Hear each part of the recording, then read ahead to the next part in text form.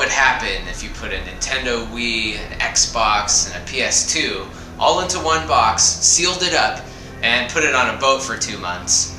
Well, this happens. So, true story, I was fortunate enough to live in Japan for a couple of years, which was awesome. But, of course, I wanted to have my trusty game systems there with me, especially so that I could play, all of my games in English. But, when I was moving back to the States, I had the problem of having, too much stuff to get back home. And if you're on an airplane and, if your bag's over 50 pounds, they charge you $8,000. So I had the idea to ship some of my stuff back home, and of course the consoles made that list, especially the Xbox. That thing is a beast. He needs to do some Pilates, I think. But anyways, so I put them all in the same box, just to be organized, like, oh, this is the game console box. And so I shipped it the cheapest way possible, and was kind of lazy with packaging it properly.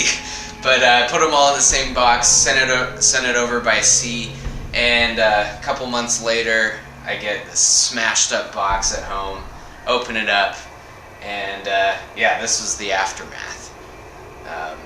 I'm not sure how to explain this weird green stuff.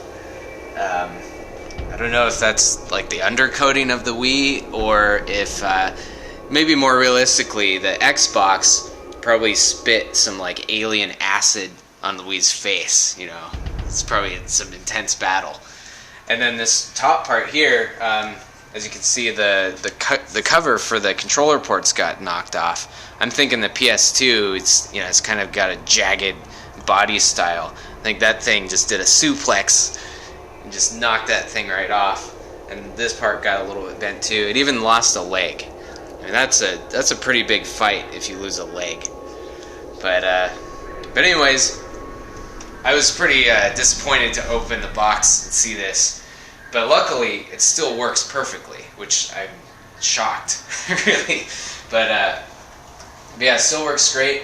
And in fact, the PS2 and the Xbox don't work all that great anymore. They're having some issues with the disc tray that I have to use some real elbow grease to get it open. So I'm thinking maybe the Wii used its psychic powers to break the Xbox and PS2 apart from the inside. Because those two were barely scratched up at all.